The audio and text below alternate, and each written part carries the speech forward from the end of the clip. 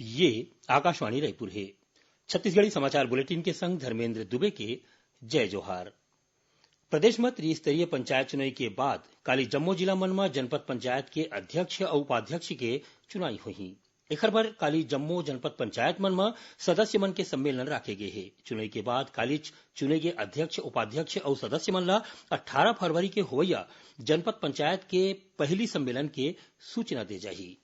मुख्यमंत्री भूपेश बघेल आज अमेरिका दौरा में सैन फ्रांसिस्को में रहैया प्रदेश के लोगन मन ले मिलिन।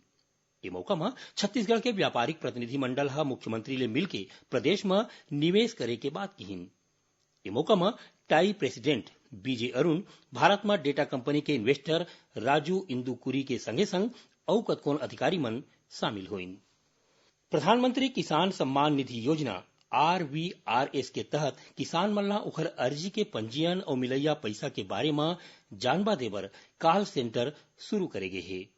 योजना ले जुड़े किसान मन अपन पंजीकृत मोबाइल नंबर या फिर आधार नंबर ले टोल फ्री नंबर 1800-115526 और 155261 में फोन करके जानबा ले सकते हैं।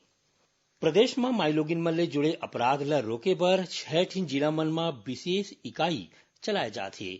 ए बेरा रायपुर, बिलासपुर, दुर्ग, राजनांदगांव, जांजगीर चांपा और रायगढ़ जिला में ये इकाई चलत है। गृह मंत्री ताम्रध्वज साहू बताइन कि अपराध विवेचना इकाई के संगे संग प्रदेश के 370 थाना मन में महिला हेल्थ डेस्क घलो बनाए गए हैं। ओमन बताइन कि प्रदेश में महिला पुलिस वॉलेंटियर योजना में दुर्ग और कोरिया जिला में 4500 ले ज्यादा महिला पुलिस वॉलेंटियर बनाए गए हैं। एक भारत श्रेष्ठ भारत अभियान के तहत प्रादेशिक लोक संपर्क कार्यालय रायपुर डहर ले काली ले बालोद जिला के गुंडरदेही में मल्टीमीडिया चित्र प्रदर्शनी राखे गए है। ये प्रदर्शनी 15 फरवरी तक चली। एक भारत श्रेष्ठ भारत अभियान के तहत छत्तीसगढ़ के सहयोगी राज्य गुजरात हवय। राष्ट्रीय मानवाधिकार आयोग डहार ले अनुसूचित जाति जनजाति वर्ग के शिकायत मन के निपटारा पर काली रायपुर के न्यू सर्किट हाउस में कैंप सिटिंग और जन सुनवाई अभियान के आयोजन करे जाही, जेमा राष्ट्रीय मानवाधिकार आयोग के अध्यक्ष HL दत्तू, सदस्य ज्योतिका कालरा, डॉक्टर DA मूले और सेक्रेटरी जनरल जयदीप गोविंद के संगे संग आने पदाधिकारी मन भाग ली। कार्यक्रम बिहनिया 10 बजे ले शुरू होही। राज्य सरकार वित्तीय बछर 2019-20 के बजट में प्रावधानिक राशि ले 28 फरवरी के बाद खरीदी ऊपर रोक लगा दे है। ये बारे में वित्त विभाग जम्मू विभाग अध्यक्ष राजस्व मंडल बिलासपुर, जम्मू संभागीय आयुक्त विभागाध्यक्ष और जम्मू अध्यक्ष मल्ला निर्देश जारी कर दे है।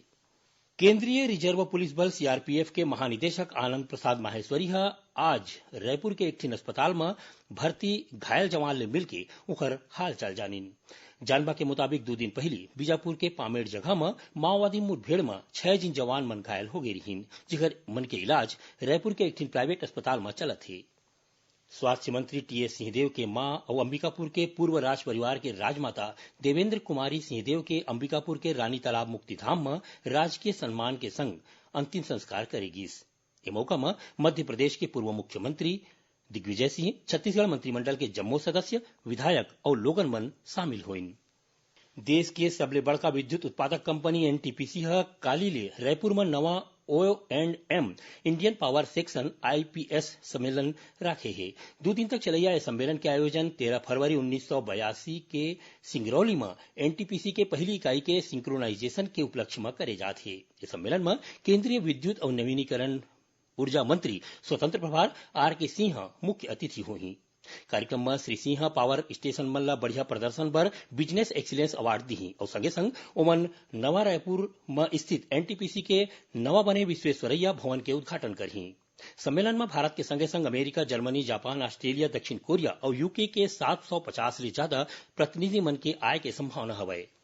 काली विश्व रेडियो दिवस के मौका में छत्तीसगढ़ रेडियो श्रोता संघ रायपुर डहार ले सिविल लाइन स्थित वृंदावन हॉल में एक कार्यशाला राखे गए है। इस मौका में रेडियो सिलेन के पूर्व उद्घोषक मनोहर महाजन, रिपुसुदन एलावादी और आकाशवाणी केंद्र रायपुर के सहायक निदेशक LL मौर्य विशेष रूप ले शामिल हुई। अब एक संग छत्तीसगढ़ी समाचार बुलेटिन यहीं सिरावत है।